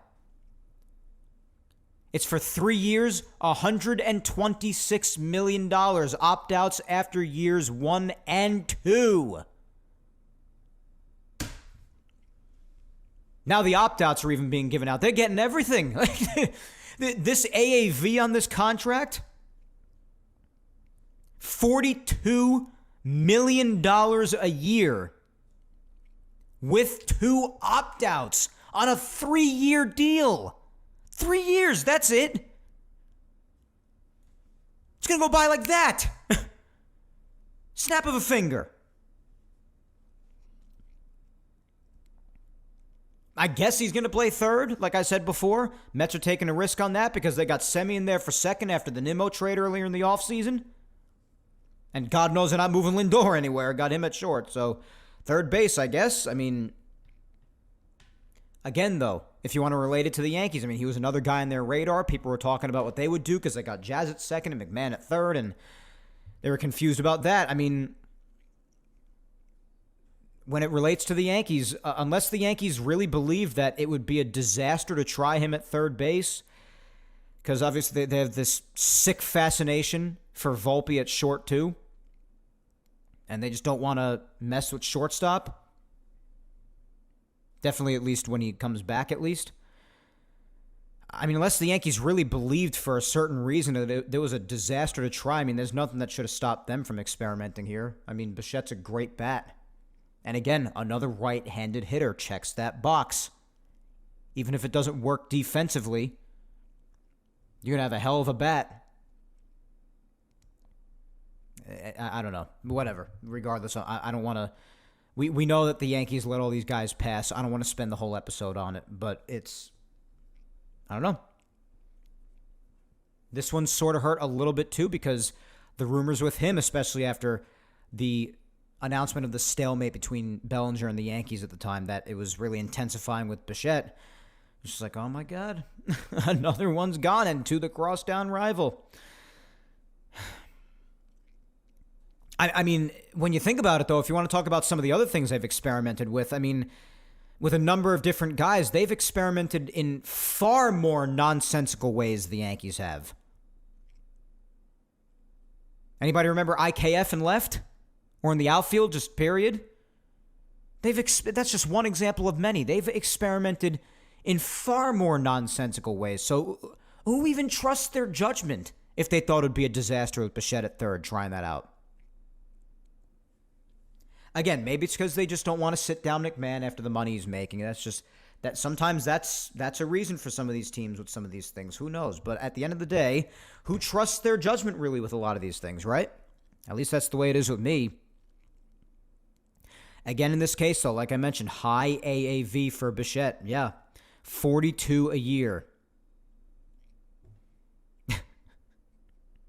Interesting thing is, especially on the heels of now similar sort of scenario with Tucker, less than a full day prior, by the way. Again, similar point to what I was talking about with Tucker and Cano, comparing those two things. Apparently, Bichette actually had a meeting with the Phillies and requested 7 years, $200. And the Phillies agreed to the request. But then the Mets swooped in with their offer, and similarly to the Tucker situation, Bichette turned down a longer-term deal for a shorter contract because of the higher annual average. Prioritizing the AAV, man. This is the trend now, I guess. That's insane, though. He requested a certain amount of years with a certain amount of money with the Phillies. They accepted it and offered it. And then at the last second, when the Mets swooped in, a shorter term deal with higher AAV. And maybe the Phillies didn't offer opt-outs like the Mets did too. I mean, I don't know, man. It's crazy. The opt-outs and the shorter term, if it's a higher AAV, the players go for it now. I don't feel like that would have happened years ago. I really don't. Like, even as recently as 10 to 15 years ago, I feel like a lot of players seeking a bigger contract with a much higher amount of money would have gone for that 7 years, $200, especially because he requested that in the first place, and he got it. He got it. And then he goes for the 3 years, 126. Oh, my God. So it's very interesting. I just thought I'd mention that. I thought that was very interesting at the time. Just for those who didn't know that had happened, now you know. And you could look it up if you don't believe me. Just very, very interesting. Either way, at the time that basically just left Bellinger for the Yankees from an offensive perspective, they still had Peralta on the board, and Mackenzie Gore was still out there, and they had their other options as far as pitching was concerned. And even right now, Joe Ryan is still a possibility with Minnesota. Oh, my God, though. And the Yankees had already acquired Ryan Weathers from the Marlins on the 13th before any of that even happened. Brendan Jones, Dylan Lewis, Dylan Hasso, and Juan Matthews went in the trade. All sort of lower-level guys, so the Yankees pulling their usual stuff, acquiring with Ryan Weathers, acquiring him with lower-level guys like they have done with many trades involving prospects in the recent past. But, again, they were talking about him. Just to reiterate, opening the season as the potential fourth or fifth starter while they're waiting on guys like Rodon and Cole and whatnot. But would be a long relief option down the road, like Yarbrough, for instance, or Paul Blackburn. Now, the big thing about Ryan Weathers was the 3 years of control, which is why they probably gave away as many prospects as they did. It's probably a big bargaining chip for the Marlins, the fact that he's got 3 years of control. Biggest thing, he's got a nasty slider and an average 97-mile-an-hour fastball last year. So he's got lots of potential. So, I mean, that's, other than that, I mean, Ryan Weathers was their one move, and all these guys continuing to fly off the board. And right after they even got Weathers, the Red Sox added Ranger freaking Suarez the next day to their starting rotation. And I know that they were under fire for letting Bregman go too to the Cubs with all that drama, man. But again, the timing is just remarkable. I mean, right after the Yankees even do a little something, just as someone else hits back with something even bigger. And Bregman got his bag with the Cubs. Good for him, whatever. But that was another one off the board. I know a lot of Yankee fans out there would have liked him for the infield, but another one gone. He's with Chicago for a while now. But again, it's just funny. So, all the guys, off the board one by one, other than Weathers, and then the Cody thing happened, and now there's really not much else going on. There's really not.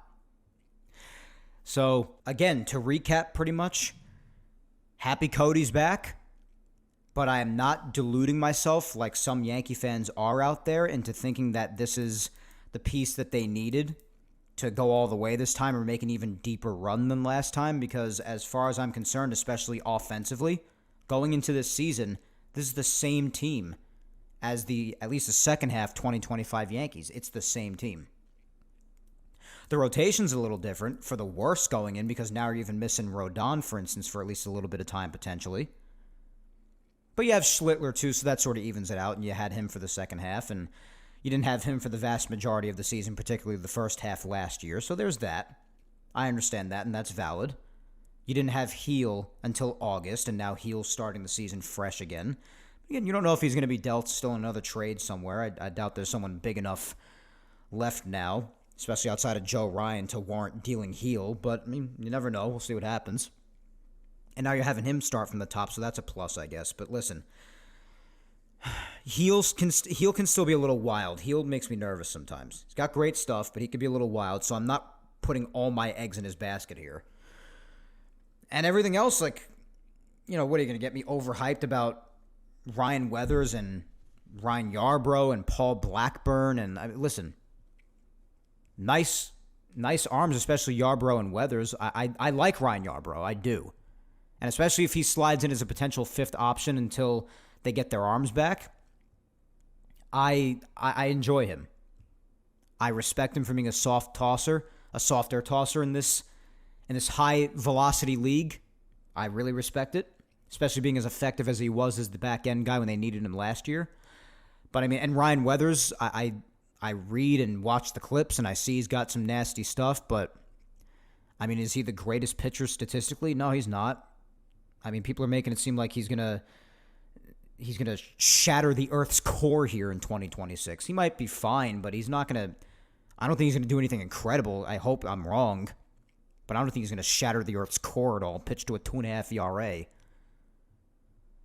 I don't know.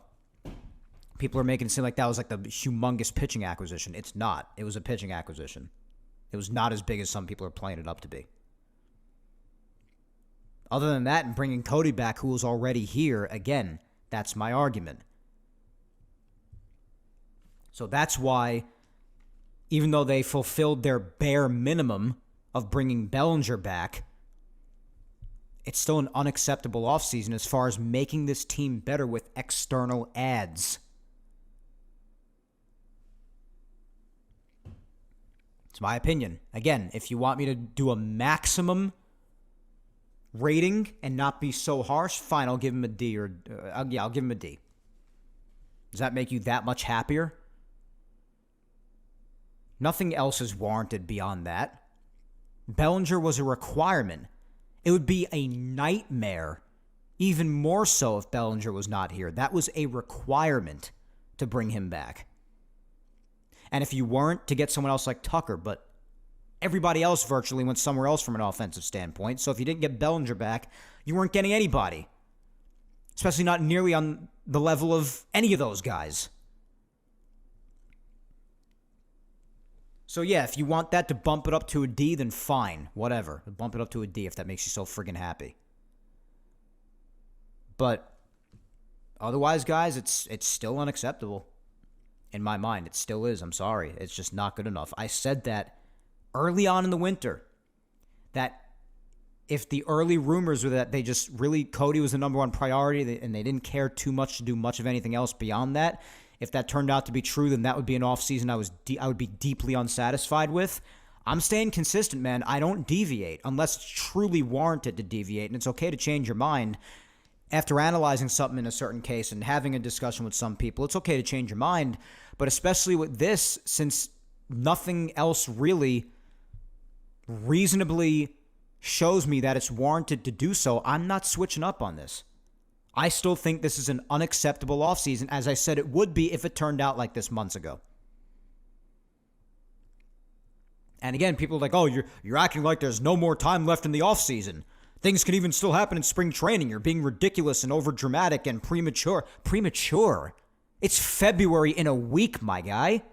I understand that spring training's around the corner, but again, judging the offseason. And the offseason is only for a couple more weeks. If something happens during spring training, fine. But even then, that could uproot a player's life. You never know. If they don't have a job yet, or if they do have a job somewhere else and then they're dealt during spring training, that could be pretty hectic. You don't know how that could throw somebody off or how that could affect their season, their mindset. Got to get to work a bit earlier on. It's already late out here. Again, February in a week. These people are telling me that I'm being a crybaby and acting like it's the first week of November, right after the World Series ended. No.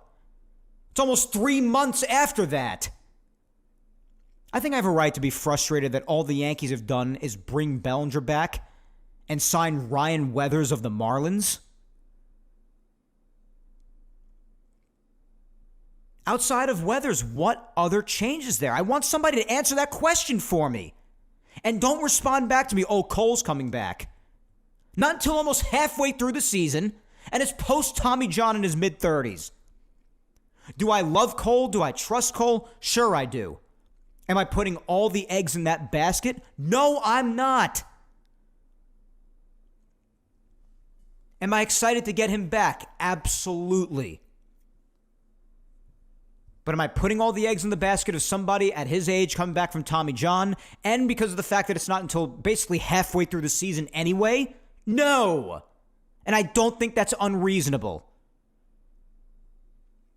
Am I okay with the rotation overall? I don't think it's bad right now. I don't think it's in dire straits like the bullpen is, for instance. I think it wouldn't hurt to add at least 1 or 2 relievers. They are saying they still plan on doing that. I'm very interested to see what area they go down. That's what I was saying, too. I think strengthening the rotation also indirectly strengthens the bullpen inevitably if you have guys that are able to go out there and pitch more innings and put in more work so the bullpen can do less work. It all works in tandem with each other. But other than Ryan Weathers, man, and again, I don't expect him to shatter the Earth's core here or do anything extraordinary. Do I expect him to go out there and pitch nicely a decent amount of the time? Yeah, I mean, hopefully he does. We'll see beyond that. Otherwise, I mean, and then the other argument people use against, oh, it's addition by subtraction. It doesn't answer my question. I said, who else did they get to improve the team? All these ass pulls, everybody trying to come up with all these excuses for this team. The copium, the delusion. I'm just trying to keep it real, man. There are things I'm excited about this team, and there are a lot of things I'm not excited about. And I'm dreading the fact that it's mostly very much still the same from the second half 2025 team that got embarrassingly bounced. Maybe I'm proven wrong. I don't know. I think it ends very much the same way that we've seen a lot of the most recent seasons end. I think it ends with a nice regular season. Maybe even the same way it's gone for literally the last 3 years in a row. Starting out strong. Then once mid-June comes around all the way to mid to late July, just some of the most pitiful baseball you've ever seen in your life. And then August is pretty good, and then they finish pretty strong in September. And they get embarrassingly bounced in the playoffs if they make it there. Because in 2023's case, they didn't even make the playoffs. I understand that.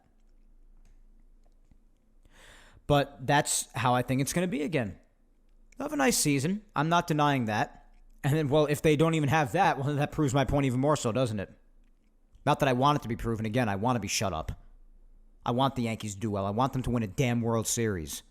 That was actually another interesting dialogue that was going on Twitter that I had with some people this past week.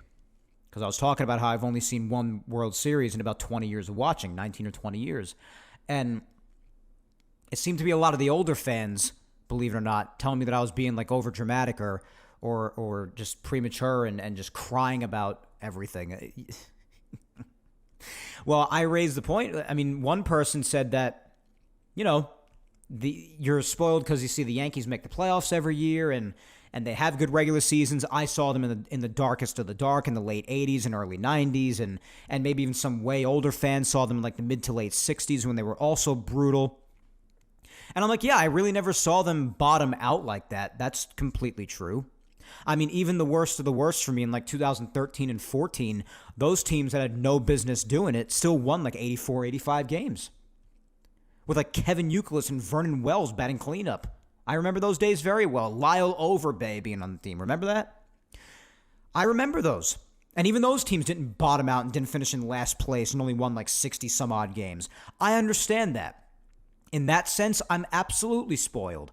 But if Yankee fans want to talk about what they usually always tend to talk about, and a lot of other opposing fans usually like this about me because I do not use this in an argument about the Yankees modern day, because it's not relevant anymore, especially the further away we get from it, about how all the World Series the Yankees have won.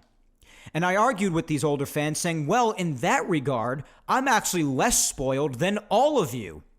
Because I went around to all of them on Twitter, the ones who I had this dialogue with. I said, how many World Series did you see? All of a sudden they said like 5 or 6 or 7 or 8, maybe even closer to 10 if they're older. I'm like, well, cool. In about 20 years, I've seen 1.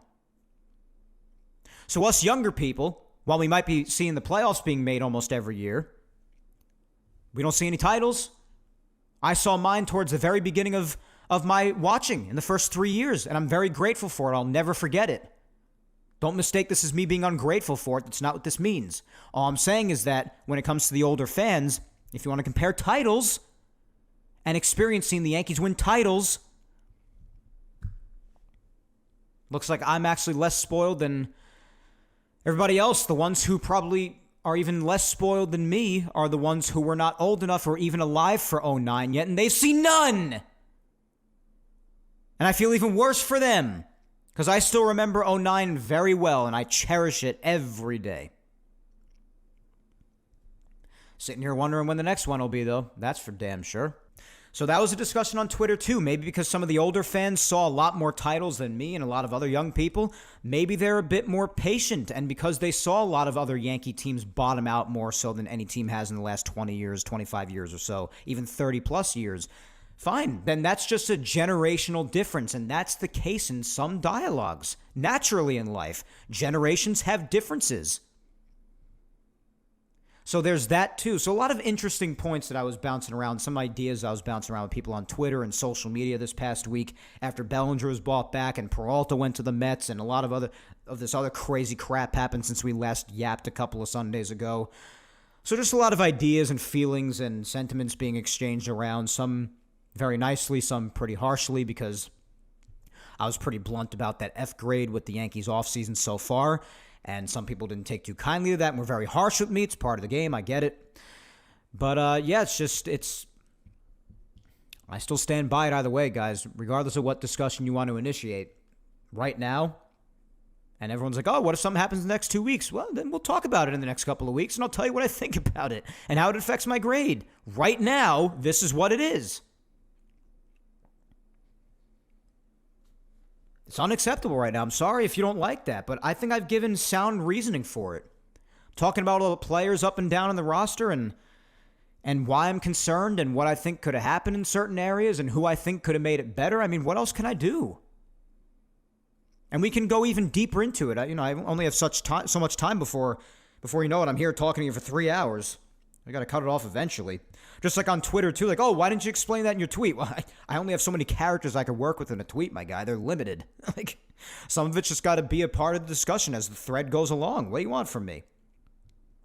But right now, that's the deal. Sorry, guys. Not about it right now. Those are my thoughts. You know what else I'm not about, by the way? And I'll finish on this thought because I just wanted to mention this before heading out.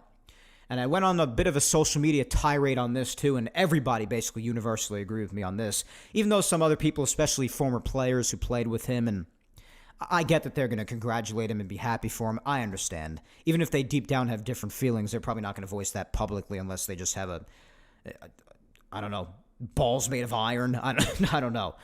But something else did happen this past week that I took quite a bit of issue with.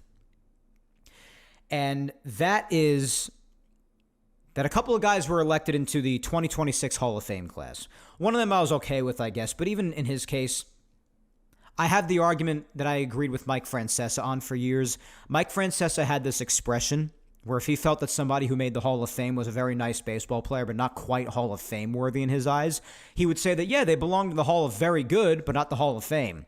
I absolutely love that. It's one of the biggest takeaways I ever took away from Mike Francesa. And I want to always give him credit for that because it's hilarious and funny and true. So, this is an example of that. One of them was Andrew Jones. And listen, in his day, Andrew Jones was very talented. Very talented. There was some suspicion that he might have been a part of the steroid era because during that time was when his numbers were crazy and when they really started to crack down on that, like in 06, 07, about that time, even more so, or maybe even a couple of years before that. That's when you started to see his numbers dip a bit. So people were a little suspicious of that, and they bring that up sometimes, even after this induction. But, I mean, that was a guy who I kind of feel should have probably belonged to the Hall of Very Good, along with a lot of other guys who were elected in the last few years. I'm not making this personal about Andrew Jones. You mentioned the name of a lot of guys who have been inducted in the last, I don't know, say the last decade. I can make a case of why they belong in the Hall of Very Good and not in the Hall of Fame. And Andrew Jones is one of them, I would say. Very fine baseball player, and he even spent some time in the Yankees, if you remember. I enjoyed watching him play. Hall of Fame, up for debate. I could say it's up for debate, but I don't know. This one was the one that really bothered me. The other one that got elected along with him. And it was none other than Carlos Beltran. Yeah, does he have a big history here in New York, both with the Mets, with the Yankees? Well, absolutely he does. And it's not an issue with anything he did on either team. I mean, the Met fans might have a different case with that with 2006. I won't go there, though. But my issue really lies beyond. It's after either of those playing times, with the Yankees, with the Mets. And it's with what he did with Houston. And it just goes along with all of the hypocrisy that I think is in this sport. Whether it be with who might have been accused of doing something and is blackballed from the sport, even if they're deemed innocent. How some guys are allowed to play for being proven guilty of doing heinous things, possibly even more heinous than others who are proven innocent, who are blackballed, and yet those guys are allowed to play, sometimes even with a more laxed punishment. And how certain other guys are kept out of the Hall of Fame for doing one thing, and then other guys who are involved in the very same subject with something possibly even more egregious regarding it are allowed in. It just is another dart on the board with that crap. And it is as insufferable as ever. Beltran's another case of just someone who did something very wrong in this sport being allowed to celebrate in something iconic and eternal like the Baseball Hall of Fame. And I understand that Major League Baseball doesn't have anything to do with this. It is a separate governing body with the Baseball Writers Association of America. I understand that very well. But like Major League Baseball has been hypocritical with a great deal of things, whether it be handing down punishment or blackballing a player for whatever reason, regardless, the Baseball Writers Association of America definitely has a hypocrisy problem when it comes to the Hall of Fame as well, and it continues on with this decision. Carlos Beltran, it should be mentioned yet again to everybody here for those who might have forgotten, was one of the bigger masterminds behind the Astros cheating scandal with the trash cans back in 2017. It was at the very end of his playing career, but he helped construct the very concept and execute it to a T. I don't believe that somebody who is associated with something like that should be in the Major League Baseball Hall of Fame. Hell, right when it came out when the Mets were getting ready to hire him as manager, they backtracked and said, screw that. We don't want anything to do with that. And they did the right thing and separated themselves from him. Now, about a half a decade later, the Baseball Writers Association of America think it's appropriate for him to be elected into the Hall of Fame after he helped his team cheat their way to a World Series title, which then resulted in them getting immunity for admitting their places and their roles in said scandal. That was part of Major League Baseball's hypocrisy when it comes to handing down punishments with certain matters. We don't have to regurgitate that whole preposterous scandal again. But the point of the matter is, again, the hypocrisy. And just allowing guys into areas where they don't belong after doing something that's so wrong. And I just realized that was a hell of a rhyme. Thank you. But for real, I mean, it's ridiculous. How is he allowed into the Hall of Fame? Well, I guess it's a silly question to ask. And you want to know something? Even with his numbers, similarly to Andrew Jones, even if you want to just talk about his numbers, aside from the whole cheating scandal and everything, even if you want to just talk about his numbers, even this is Hall of Very Good worthy. 279 career average, fine. 435 career homers, fine. A little over 1,500 RBIs. Listen, very good numbers. They're solid. But again, Hall of Very Good. He had 2,725 hits, so he didn't hit 3,000, but 2,700 still good. 3,000 is basically a shoe-in. I think between like 550 and 600 home runs is basically a shoe-in. Didn't get either of those. Had himself a nice career. Yeah, he was fine. Hall of Fame worthy? Again, up for debate. There are other guys on that ballot, especially now since they decided that Big Papi and guys like Beltran, who were major masterminds in a big scandal like this, are Hall of Fame worthy. There are certainly other names on that ballot who also did wrong, yeah, but again, hypocritically are being held back from being voted in. Where's the line drawn, guys? What's okay to do wrong and what's not okay to do wrong? That's all I want to know. Because maybe I could start making some sense of all of this. But right now, I can't.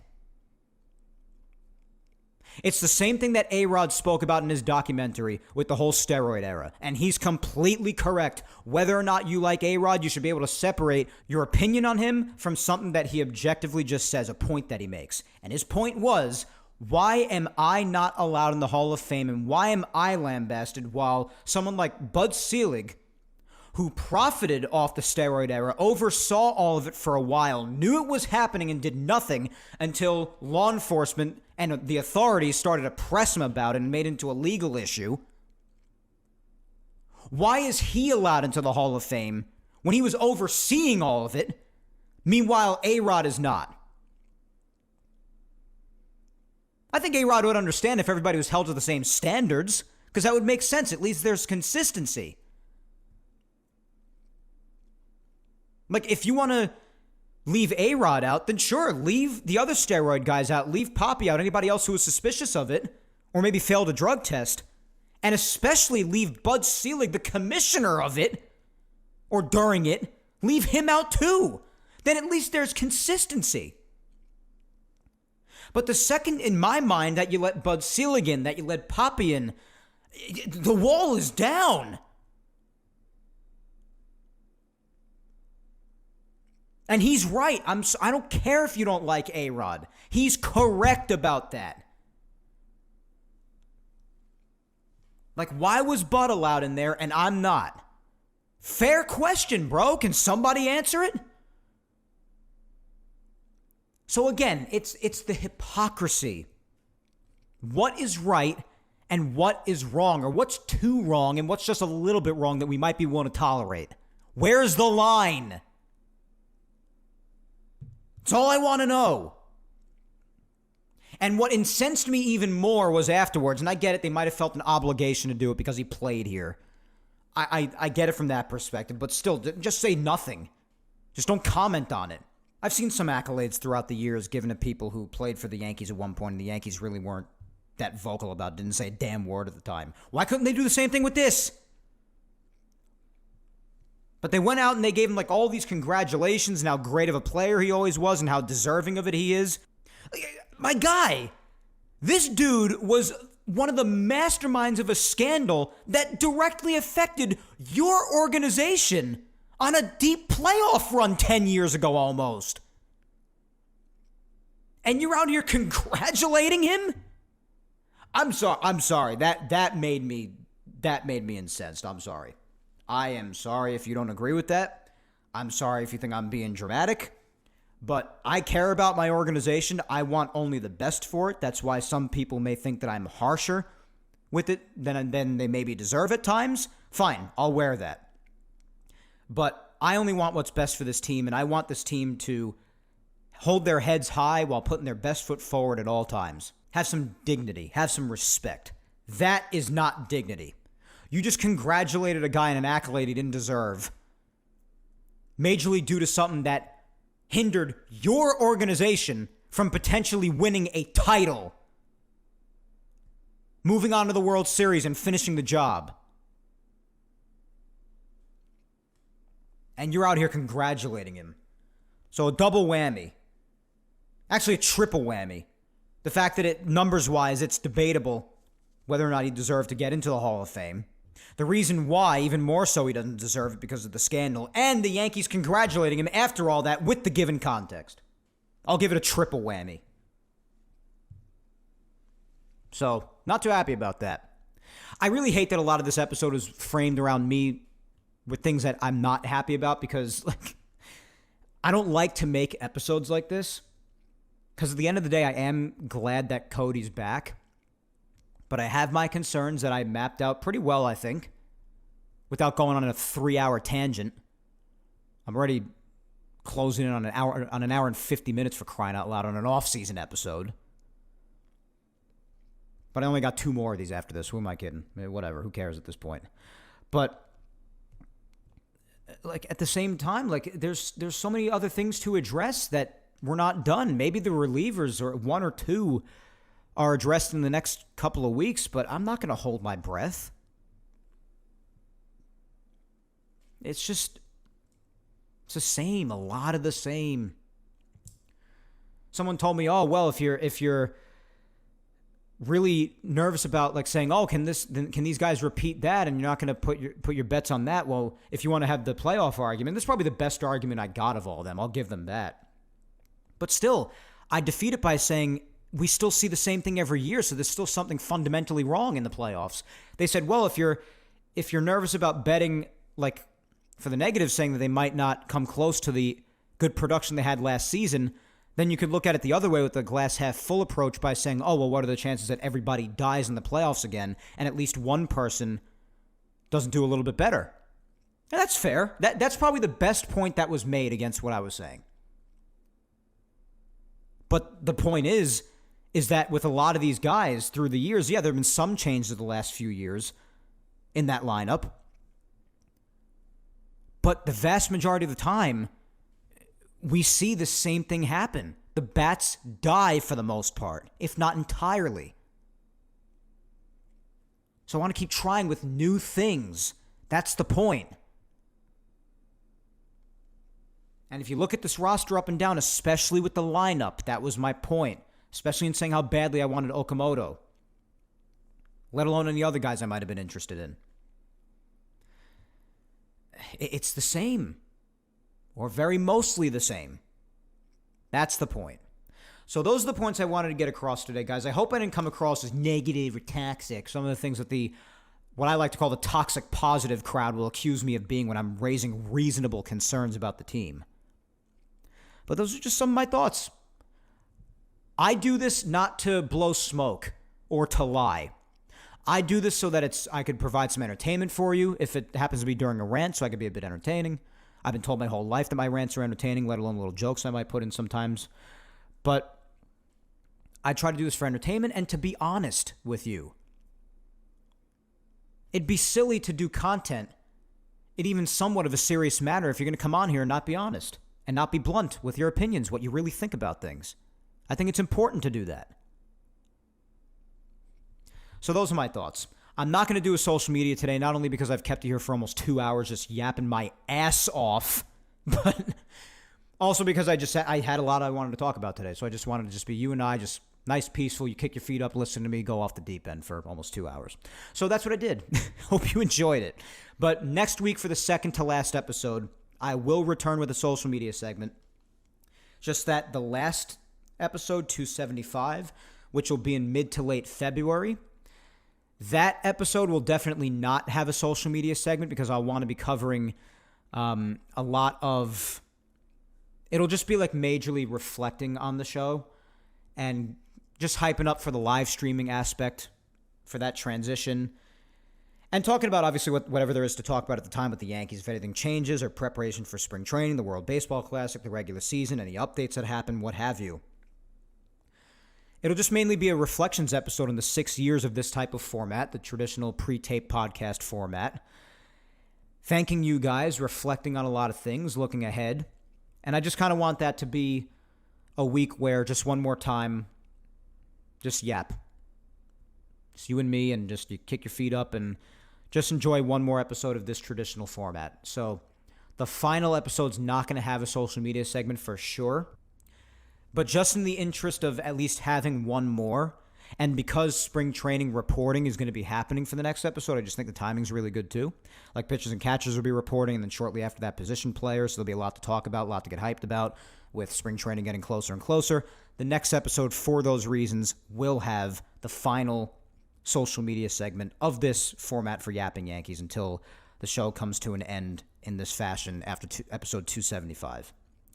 So those are more official plans for the last couple of episodes going forward. I hope you're looking forward to them. I know I am. And as far as other things to look forward to, just to end it on a higher note as well, just briefly mentioned it before as far as reporting goes, but just as far as official reporting for spring training, just so you all know, this was announced in the last 2 weeks, so I wanted to mention this today before heading out. Yankees pitchers and catchers are due to report on Wednesday, February 11th. The first workout for them is on February 12th, the next day. The position players will be reporting 3 days after that on Sunday the 15th. That'll be the week before the final episode 275 of Yapping Yankees. And then their workout, the full squad workout, will be on Monday, February 16th, the following day. And then that coming Sunday, the 22nd, I believe it'll be, the 22nd, will be the final Yapping Yankees episode of this traditional pre-tape podcast format. That's it. Say that fast a few times. But that's the docket going forward, so I am glad to end on that higher note after an episode that contained quite a bit of bitching. So happy about that. But regardless, guys, I do hope that you still enjoyed this episode nonetheless, despite my concerns of us being subjected to a very similar simulation in 2026 as we've seen for the better part of the last half decade to a full decade. But regardless, I hope episode 273 was still fun and entertaining, at least for you guys to listen to. But that is all for it nonetheless.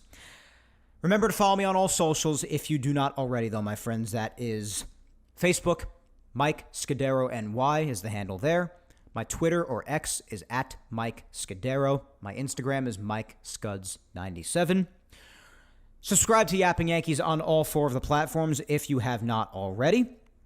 That is available on. That is YouTube, Apple, Spotify, and SoundCloud. Like, subscribe, comment, wherever you may be listening to show your love and spread the word about the show. And if you have the time, listen to the past Yapping Yankees episodes that you might have missed. With the show coming to an end with this format shortly, you'll have all the time in the world to do that, if not now. But just in case you do want to do that now, every episode that's ever come out, from episode 1 all the way up to 273 today, they are all available on the OG platforms that I started the show on. That's SoundCloud, Apple Podcasts, and Spotify. But if you're more of a YouTube listener, like I am, that's totally fine, and I actually encourage it, considering when I go to live streaming, that's where it's going to be happening anyway. But if you're more geared towards YouTube, that's fine. Just know, if you don't already, that I didn't start uploading on there until episode 34. So episodes 34 up to 273 today, those are available on YouTube. But once again, I thank you 3,000 for listening to me yap today, my good people. I've been your host, Mike Scudero, and we shall yap again on February 8th when I come at you with episode 274 of Yapping Yankees. But until then, guys, the usuals, hang in there. Be patient. Please stay safe. Look out for your loved ones, especially if you're on the East Coast or anywhere in the Midwest experiencing this winter storm like we did. Just be careful out there. Go ahead and kick life's ass like I tell you to do every episode, my friends. And otherwise, I guess we'll see if the Yankees have anything else up their sleeve over the next 2 weeks. Again, I'm not going to hold my breath. whether it be for the offense, for the starting rotation, for the bullpen. Seems to be more so for the bullpen, if anything, which is fine because I do think that area is in more need of improvement, even if I do like the couple of arms in the back end they have, bringing back from last year, but got to do better. Always room for improvement, especially with this roster right now. Even though they're not the worst, but could be better. We'll see. I don't know. If anything happens over the course of this next week, then I'll do my best to be back with an episode next Sunday for the immediate reaction, but again, not going to hold my breath. Right now, this offseason, as far as new additions, it's Ryan Weathers, and that's pretty much it. Otherwise, it's just been purging of liabilities and small moves. Who's being signed to a minor league deal? Who's being claimed off waivers? Who's being purged from the team from last year as far as a liability? That's really all it is. Or being brought back from last year on like a one-year deal. That's really all it's been, guys. So, we'll see if they have anything else cooked up their sleeve before we yap again in 2 Sundays from now, most likely, on February 8th, where pitchers and catchers will be reporting just days after that. That's basically the end of the offseason. We shall see, my friends. Until then, take care, and let's go Yanks.